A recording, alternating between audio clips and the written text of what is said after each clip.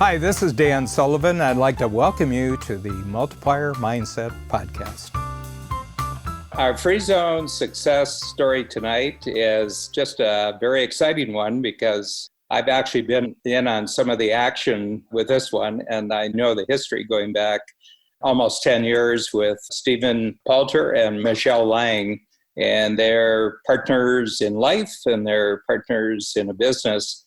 And this is very exciting because Stephen is an IVF doctor, in vitro fertilization doctor, and he's the first one I've ever met where I really understood the inside of that particular medical specialty. And they live on north coast of Long Island, which is called the Gold Coast locally. So they have a clinic called the Gold Coast Clinic. That's just one of the story. But what's really been exciting for the last weeks in the coronavirus crisis that's happened, which New York was really ground zero for this crisis, they have a particular way of allowing whole communities to communicate on a special platform called Lodestone that Stephen and Michele innovated over the last 6 or 7 years. We played a sounding board role, Babs and I, in this, and kind of told them where we thought it would go. And all of a sudden, when the crisis hit here in New York, it was the only community, it was the only technology, it was the only platform that could actually bring the medical community together for crucial discussions, differences of opinions, and then creating frameworks for moving forward when people were dying at the front lines. So Stephen and Michele, just such a great pleasure having you this afternoon. We're actually doing this on a Sunday afternoon because it's one of the few times that any of us have really been able to just kind of pause and relax. But just 2 or 3 things that have been amazing about, I would say, since probably the first week of March in your particular specialty, and then what happened to you as a doctor, what happened to you as a clinic, and then what happened to you because of this great new technological platform that you've created, which is applicable actually to almost any cutting-edge entrepreneurial community builder. Thank you so much, Dan. It's such a pleasure to be here with you, and we're so honored to have you on the journey with us through these innovations. For us, there was just sort of a line in the sand that happened in our clinical practice because we got an email one day at 3:00 saying, federally, your entire practice is shut down. It was the first time across the globe that on Saturday, the European societies for fertility said all treatment has to stop. And on Monday, they did it in the United States. And so globally, an entire field of medicine was told stop. And it was because of resources being scarce and worrying about the hospitals getting the masks they needed. It was about risks for pregnancy. It was about all the risks related to it. So they just put a moratorium on everything. So we went from being super busy and helping families achieve their dreams to being told, okay, stop today. Yeah. And we had to make 30 calls to people who had been prepping for months saying, stop, we can't do this. And it was because no one knew what the risks were. No one knew what was going to happen. So it takes so much time to figure those things out in medicine that those mechanisms couldn't function. So globally, everyone said, well, since we don't have the answer, let's just stop everything. And that was the crisis in the practice. But at the same time, we realized that we had the solution with our technology platform, because what it does is when there is a crisis and a difference of opinion and people don't know the solution, it leverages the community to come together and instantaneously solve it together. So we kind of had the crisis and the solution at the same time. Yeah. Right. So just talk about the difference that the Lodestone, that's the name of the technology, what it actually does, because it does about 6 or 7 different things. I mean, when you're on it, and I've had experiences with it last 5 or 6 years of being on one of your events where I don't actually understand the technical language that's being used in the discussions, but I totally comprehend what's actually happening to the community while they're in it. So, for example, the first one we did, I think, was OBGYN. That was OBGYN doctors. If I remember correctly, you had a couple thousand from around the planet on that. So just talk about what actually happens to them that cannot happen anywhere else. Yeah, so I'll tell you what happened, and then afterwards maybe we can talk about the genesis of how it got there, because it shows what didn't work and what problems we solved. For now, what happened was I was hearing reports and seeing videos on Twitter and reports from colleagues in Asia, in China, and in Italy, what was happening. And I thought, oh my God, this is coming. This coronavirus is coming. It's going to hit. And the information isn't flowing fast enough. There were just these little snippets, but no one could understand it and no one could process, and no one knew what was true. So what happened was we immediately ramped up. Instead of going on a 3-month production schedule, we went to 48 hours, and we brought together the lead team from Wuhan, from Tongji Hospital. They were at the front line battling it in the OBGYN department. And we then connected to the head of the OBGYN COVID response force for 45,000 doctors responsible for over 1 billion people, who went into Wuhan. And then we saw what was happening in Italy, and we reached out to Brescia, to northern Italy, who was on the cutting edge right there in the front line. Tell us what you saw. We don't have the answers, so we're not going to wait for the final answer 6 or 12 months from now. Tell me what you saw. What were the mistakes you made, and what did you learn in real time, as if you were sitting around the table with the best experts and your best friend saying, what do I do in this crisis? And as we launched it, it hit New York. Right. And so instead of it being lessons from China and Italy, it became lessons from China, Italy, and the front line in New York. Right. And so we had the head of an ICU of 29 hospitals, and we put this out, and word had started coming. So within a couple days, we had close to 2,000 doctors on this. And they came in thinking that this is nothing, and it's a flu, and it's the cold. And you heard the same story. You heard the people in Wuhan say, we didn't know this. We knew our patients, so we rushed in, and we didn't wear a mask. And the doctors got sick, and then they went home, and they gave it to their families, and they died. And then Italy said the same thing. And then the New York doctor came on and said the same thing. And she's an ICU doctor. And basically her message was, please don't do the same thing. The patients I am seeing now in the New York ICUs are doctors. They're doctors in the community, just like you, who didn't realize their asymptomatic patients were spreading it. And this was news to everybody on this event. Right. It was that you don't get it in the ER. You could get it in the community. You could get it from touching or coughing. And they had never heard it. And it was like this wake-up call, because suddenly, instead of waiting 3, 6 weeks, 3 months, we had the collective wisdom of the front line of 3 nations in 1 hour, and we immediately changed the opinion of everyone in the audience. And then the next day, it was maybe 2 days later, when the IVF thing happened, there was 10,000 people who signed a petition that this ruling was wrong, that we should have business as usual. And we had one of the leading experts came on and said, no one is sick from this, no one's going to happen. And the ICU doctor pops up and says, I actually have 3 people of your specialty dying in the ICU right now. You're wrong. And then all of a sudden, 5 minutes before we go live, the White House COVID task force joins our platform and says, here's what we're seeing federally. This is true. But then they started gathering information from us, because we were not just filtering the information and disseminating the information. We were collating it, and we actually analyze it and reporting and creating the sum of the world's knowledge. One of the things, before Michele comes in here, in Strategic Coach, one of the favorite thinking processes is the experience transformer. But what you had is a worldwide industry experience transformer actually happening live in front of the people who could actually use the knowledge. Right.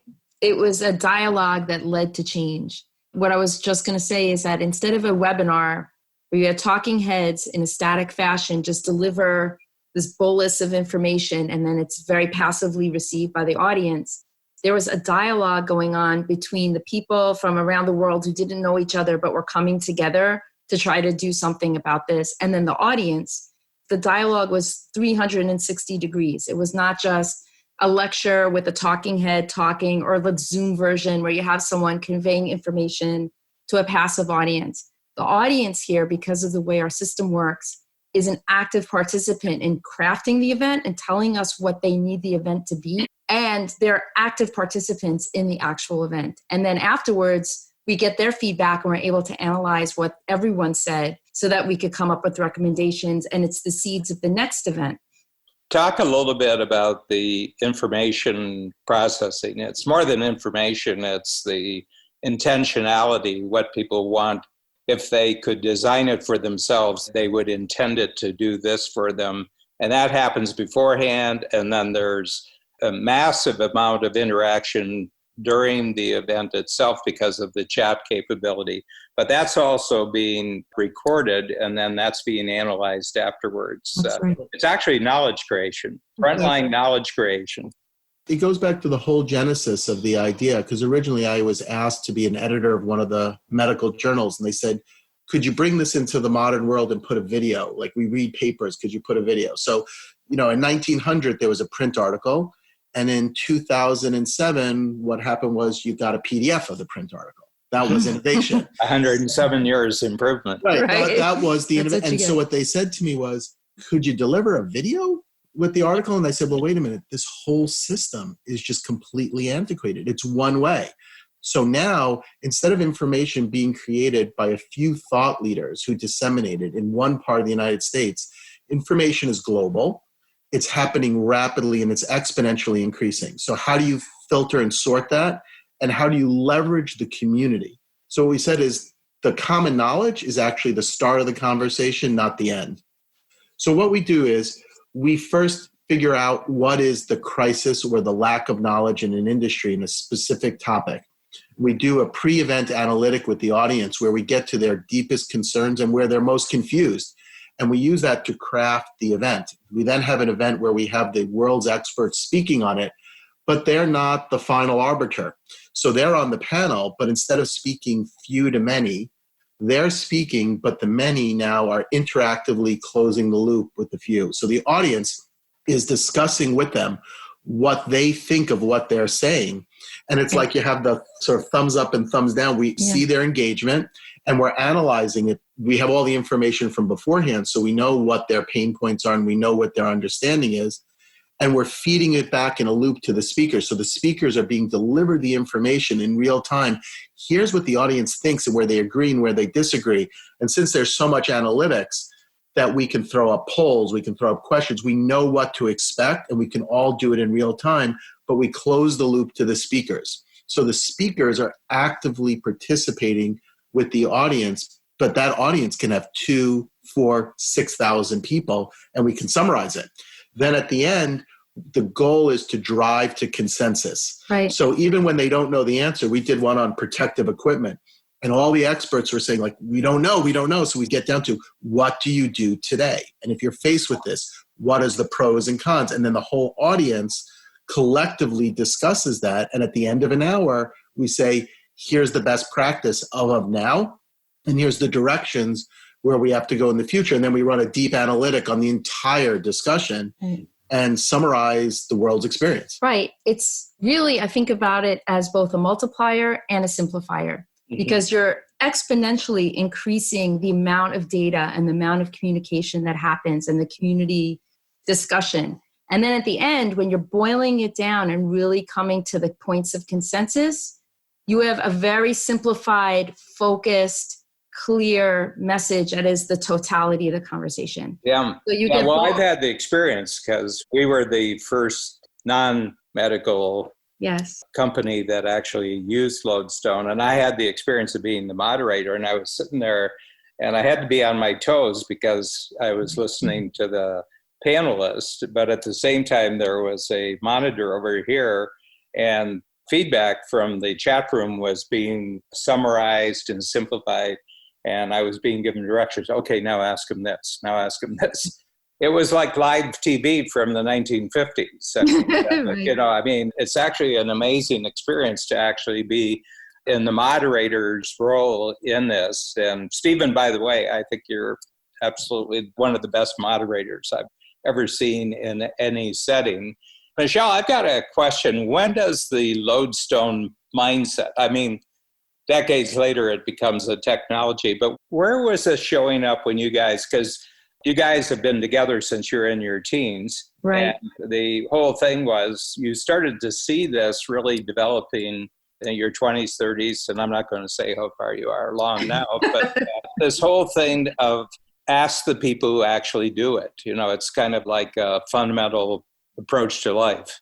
Yeah, I mean, from very, very, very early days, Stephen had a combination of intense curiosity, like a Sherlock Holmes level curiosity about the world and how to solve problems, and then this ability to connect people from the separate silos. He just knows people in many different areas and sees the commonalities where people who are wholly within a sole discipline may not see the connections.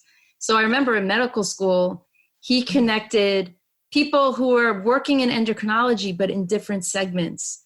And he got people who were working in the same city who had never spoken to each other, and in the same discipline who had never spoken to each other, to come together for the first time and really talk about solving a problem. It looked like they were all in the same field, but they were slightly different segments. It was reproductive endocrinology. No, we're medical endocrinology. No, we're medical at Harvard. No, we're medical at BU. Right. And I said, why don't we just do like a whole citywide thing of the big picture, and everyone can share their information that you don't know. Right. He did this as a med student. And I had to find a neutral space of geography where they would all meet. So I just said, if I could just connect each one of you, can we just do this together? And we had this huge conference. Yep. He didn't see the demarcations that the rest of the people did, but it was a cross specialty discussion. And it really changed the game. And he did this at a very young, tender age. He's just done this. This is just how Stephen does things. Like, we were talking about this before we came on. Some of the other collaborations that he's done are people who are outside of medicine altogether. Like, he's done collaborations with people in Hollywood. He's done collaborations with Red, Sony, the Knicks. Like, he's taken footage and equipment that was used in other contexts and back engineered it to be able to help people in the medical world. We developed the use of high definition for imaging of surgery, and then 4K ultra high def. And then I applied it to embryos. And for each one of these, I went to NAB, the broadcast conference with 100,000 people, and met the director of Sony. And then I went to Red, and everyone's making movies. And I said to him, we can change medicine with this technology, and you guys can all come together. And some of them had never worked together. Mm-hmm. So we met, and we were putting on conferences with these people from entertainment, Hollywood. We had DARPA, we had the military, virtual reality entertainment companies, and they all came together. And gamers, and then we made these collaborations. Yeah. For your event, Dan, what was so exciting was, to me, I always believe that the community together has the power to answer the question. I had been a professor at Yale, and for 7 years, and I really disliked this ivory tower approach that they had there, sort of, we know everything. And they're great people there. And when we democratize it and we let everybody speak, I think that's what's truly great. And so in your event, what we saw was, we brought together people from 60 industries, and we said, what's the commonality? And we didn't assume to know what it was before we started. We didn't pick the topic. We reached out to them and we shaped it, and we knew at the end, wow, if you're at this stage, you're worried about cash flow. If you're at this stage, you're worried about scaling. And the community together both defined the question and solved it. And you took 60 discrete industries, and at the end, they felt like one group of people working together. Yeah. And we can see our jump in our growth, especially our use of video rather than print materials. I mean, we do a lot of print materials in Coach. But at the same time, you're creating a business. You're creating your IVF clinic. And I should tell the audience here, I was a guest speaker at one of the industries that Stephen is related to. And it was both the worst speaking engagement I've ever had in my life and the absolute best one, because first of all, they had been up since I think like 6 o'clock in the morning at sessions. And this was like at 5:30 in the afternoon. And they were not paying attention to me at all. I could look at an audience of 300 people and there was nothing was happening with me. I was just talking to the air, except for one exception. And Stephen was right in the front row, and he was looking at me. He said, wow, and he was writing down everything else, came up, he signed up for the program. So I said, it's the worst audience ever. I mean, just dead, but one of the greatest relationships I've ever experienced in Strategic Coach.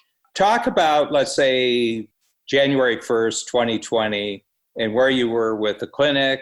I mean, we have Lodestone, and we'll catch up with Lodestone again, but let's just talk about the clinic, because Babs and I have made great trips to New York and spent a whole day, with Stephen and Michelle on half a dozen occasions.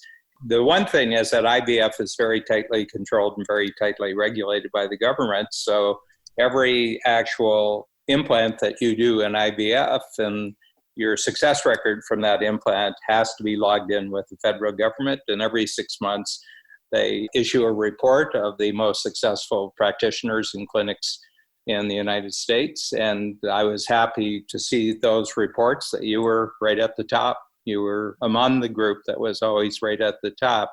So talk a little bit about your entrepreneurial approach to the actual business of IVF and the whole aspect of creating value for a very, very specific type of client base. Well, again, having been at a big university, what I loved was our innovation. If anything you wanted to do, you could find a brilliant person at Yale who wanted to do it. And that's what I loved. What I didn't love was it was a giant bureaucracy and it wasn't focused on the patient. And so I just was moving up and I was supposed to go on to become a director or chairman. And then I said, I think we could create something where we have both. And then I was looking to join places, and one of my mentors who introduced me, who had told me about you actually, Dan, he said all the wisdom that he'd ever given me, he said, well, all my advice comes from this one guy. It's not my advice, it's this guy, Dan Sullivan. And I decided I wanted to do it on my own and build a new center. So I left Connecticut and just opened in New York where we had grown up. And we decided to offer something different where we would have, our success is based on two things. And we have patients who come from around the world having failed in 6 different countries and people from down the block. There's 2 key factors. One is it's that attention to detail. When things aren't working, you don't just assume, well, someone else checked it and it worked. There's always an answer, and it's not just because. It's not random. There's always an answer, but you may not know it. And if you dig deep enough, you can analyze it. And we see the connections that are sometimes missed. So we're at the cutting edge. For example, we have one of the 50 air systems in the country or in the world that can actually kill coronavirus. We put that in because we knew viruses and fungus could hurt the embryos. We put that in years ago. But the second part is it's the experience for the patient. So we wanted it to be this boutique sort of where we guide them with us, and it's like family. We have a reunion for our patients. Other places call it a baby party. We call it our family reunion. We have 600 people come up to 15 years later, and all they want to do is give back to the people who are starting. And that experience is not only part of your success, but no matter what happens, it makes the journey so much better for them. And so it's this combination of having the highest cutting edge technology, the most analytics, but also having that human personal touch. And you often find one or the other.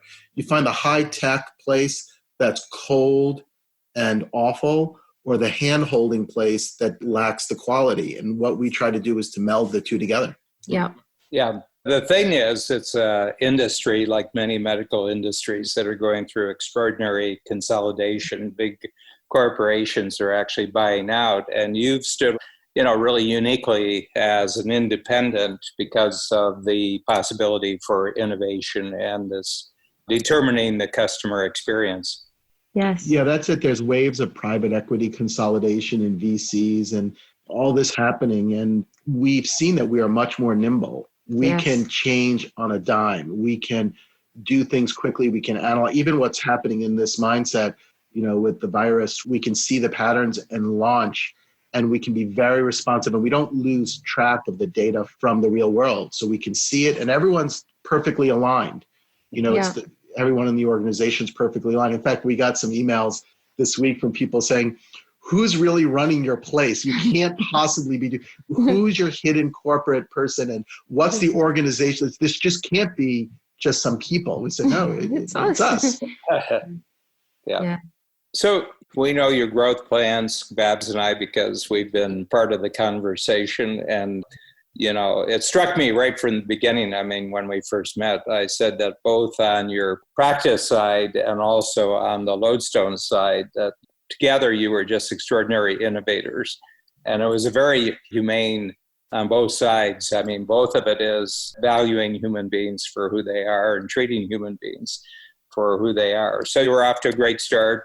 in January and February, and then bang, the whole world changes. So talk a little bit of how you've handled this and how it's actually changed your whole notion of the future normal that starts after the crisis has been passed. So there was the old normal for January and February, then we had scary times. They were very, very scary times. And then we'll have a new normal after this. But talk a little bit about how this whole having to pivot and become almost a world leader in allowing frontline practitioners to actually share and also create the knowledge that other practitioners are going to need with this has changed your whole view of the future now, including your practice. Well, it's very liberating in a kind of crazy way, because once you have such a bright line demarcation, you have to leave the past in the past. The issues you had in the past, or even the opportunities you have in the past, that's an illusion now. Like, you can't look to the future and extrapolate it based on that past, which kind of sets you free to see where you are right now and see what's right in front of you and see how you can be of service and who can you be a hero to, truly. And once we did that and we took a breath and we said, here we are, everything's okay. We're going to figure out how we're going to get through this. Suddenly it was like this new future that was much, much bigger than we had thought of, which was, we were pretty happy in January. There were a lot of great things happening, but this is of another level. And I think part of it is that the world needs what we have.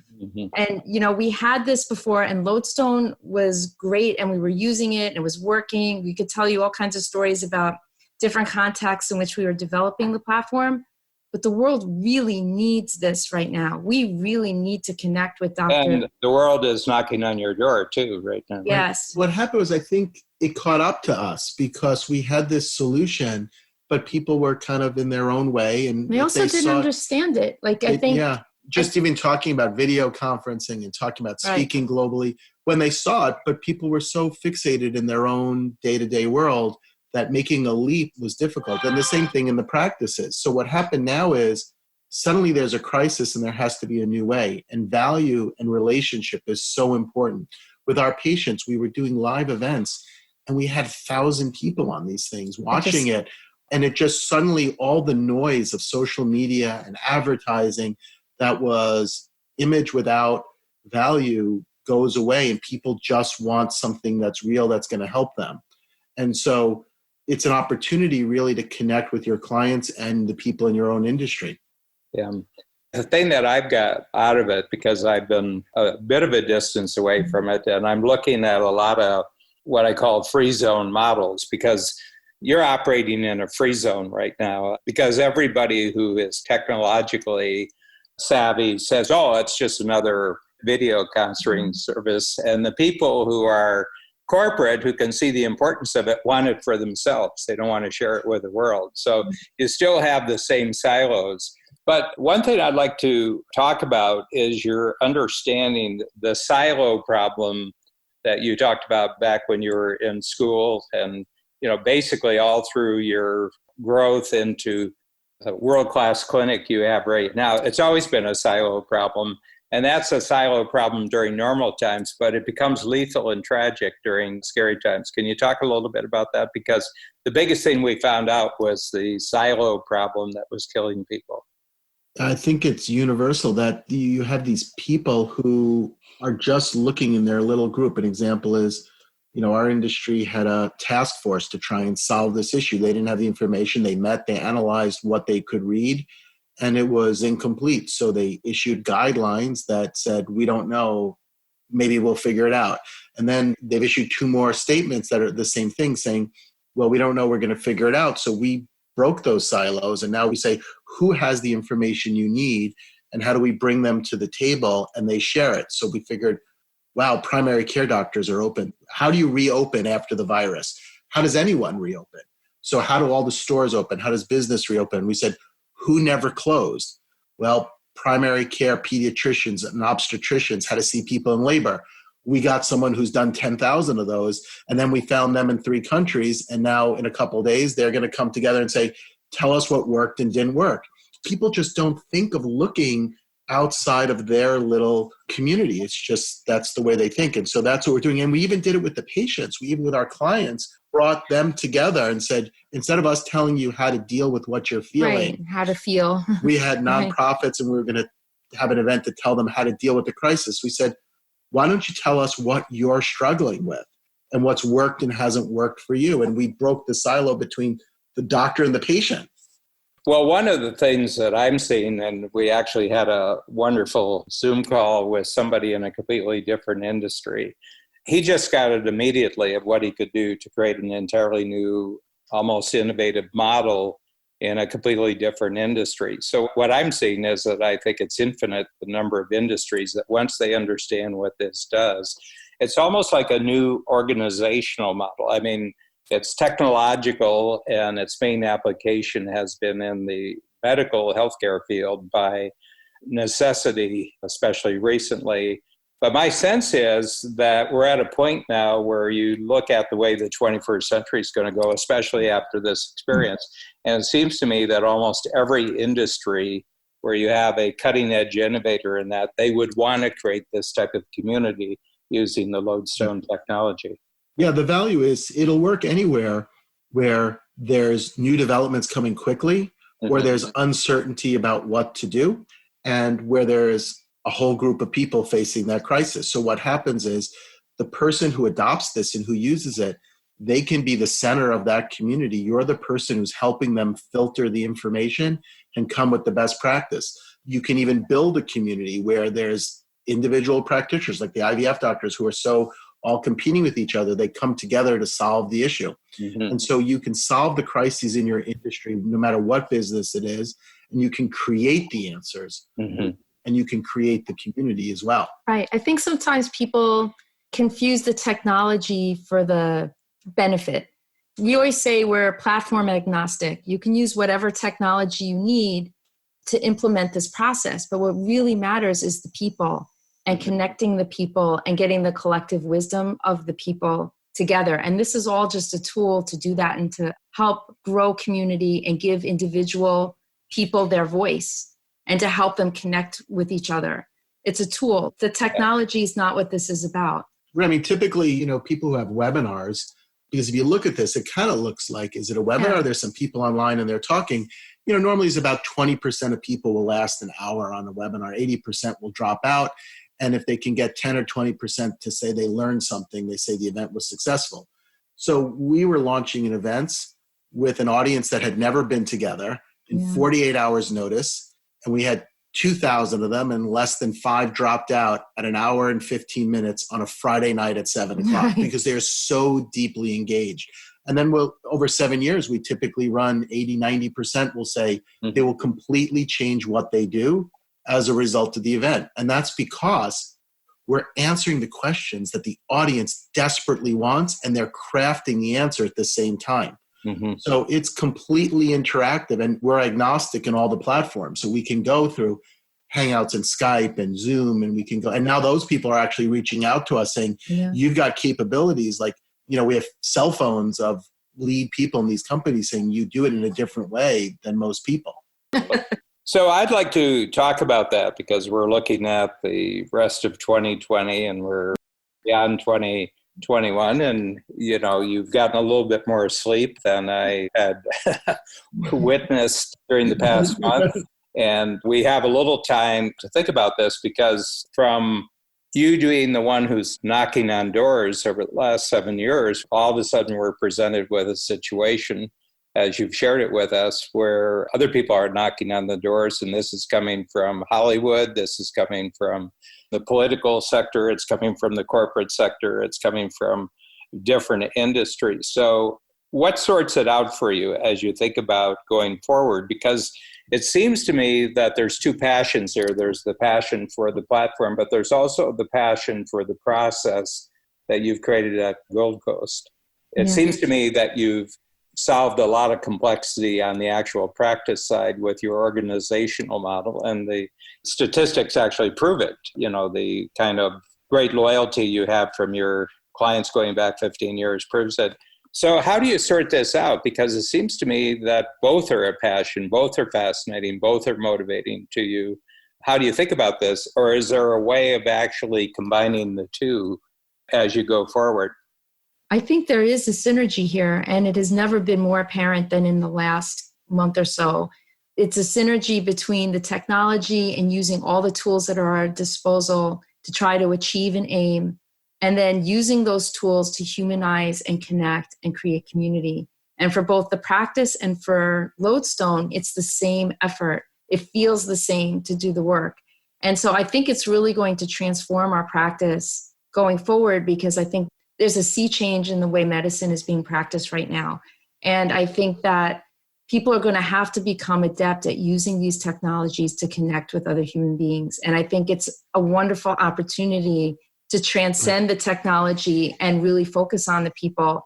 We're working on it and we did it, but I think the entire world we leaped forward in the last 6 weeks in terms of how we use technology to connect with one another. And so I see it very much, it's dovetailed almost completely at this point where, if a year ago we had been talking, we would have been talking about it as two separate projects. I really think they've unified in the last months or so. With the practice, medicine's going to change because so much of the inefficiencies you just couldn't do when you were in the crisis. So telemedicine, we did telemedicine with patients who came from Russia or Nigeria, but the person who came from down the block would have to come in and walk through because that was the insurance regulation. So we can see so many more people so much more efficiently and save time. And even the efficiencies in the office, well, we had to go in, but we couldn't expose people. So how did we do what we did with 20 people with 3 now? And it was leveraging technology and systems. And so that's going to allow us to scale dramatically in the practice. We're incredibly more efficient, and we can add people remotely doing things, and we can increase our throughput. And there are networks that want to join with us to use those skills.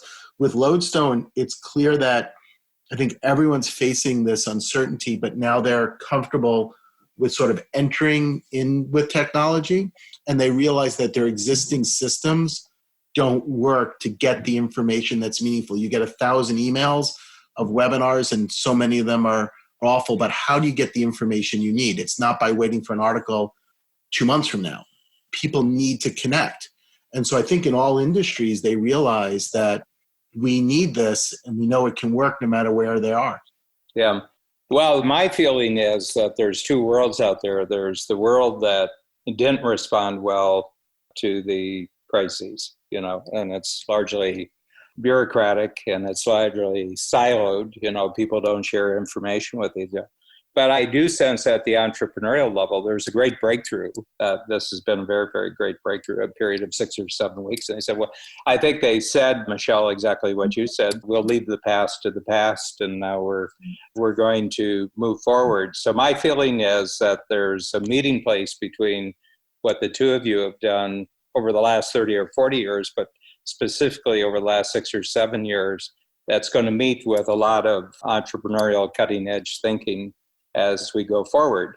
I think there's going to be a lot of surprises, and I'd like to kind of end the interview on that point. If you had to very quickly have a consensus between the 2 of you, what would you say the 3 things that most positively surprised you about yourselves and how you handled it? Because you're sitting in your family home, and you also have a family with 3 sons who were sequestered with you during the same period of time.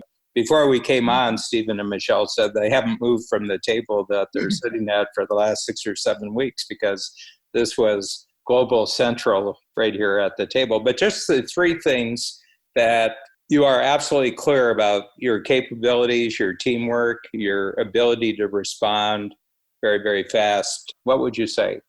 I would say that I think our biggest barrier before this all happened was perfectionism. I was going to say the same thing. We would sit and we would try to make it perfect because medicine is not an 80% kind of field, it's 100% kind of field. So we would take things to 120% and then cautiously launch it. We just didn't have the luxury of that. And we would add features. I mean, there's just elegance of features that we can add that makes this thing like an elegant Broadway show where it's entertaining and fun. And being forced to go from 3 months production to 48 hours is you had a launch. You just had a launch, and everyone shifted their mindset. And it was also that when there's a sense of urgency, coming together with the goal being to solve the problem, like result-oriented, not process. Right. And just saying, we're going to make mistakes. And that's been a theme in a lot of the events we've been doing for physicians. They were reassuring people from hot zones, were reassuring people who were just coming into the hot zones. The message over and over again was, you're going to make mistakes because you're a human being, but that's okay. You're going to get really, really good, really fast. And you're going to come out better at the other end. Yes. So, and just, take heart in that and don't let, the imperfections slow you down. And it makes you realize that the imperfections really are the seeds of the next thing that you do. There is no failing. There's just things that you try and then you just build on those.